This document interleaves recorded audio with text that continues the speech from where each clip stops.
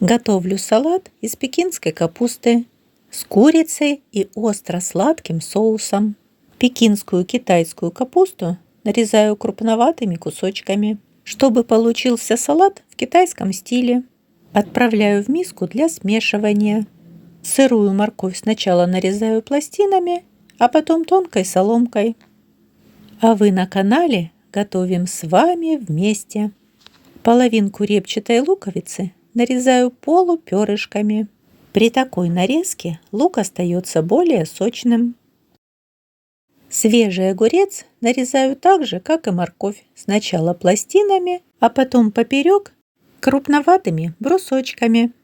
В этом салате можно использовать отварную курицу, но мне больше нравится с запеченным куриным филе.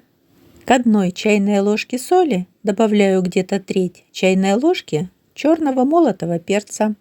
Добавляю любимое растительное масло, перемешиваю, чтобы получилась кашица. И этой кашицей обмазываю кусочек филе без кожи со всех сторон. Перекладываю на противень, а у меня в качестве противня стеклянная тарелка.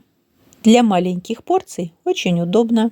И отправляю в духовку при температуре 200 градусов на 15 минут и на 20-25 минут при температуре 180 градусов. Даю остыть, охладиться в холодильнике и нарезаю крупноватыми кусочками. Добавляю к салату, немного солю и все перемешиваю. Соус использую, который называется сладкий чили. Он сладко-остренький. Еще можно добавить любимое растительное масло без запаха. Даю салату настояться, промариноваться хотя бы минут 30. И только тогда добавляю отварные яйца, крупно порезанные. Перемешиваю. И салат из пекинской капусты с курицей и остро-сладким соусом готов. Сочный, сытный, приятно остренький и сладенький.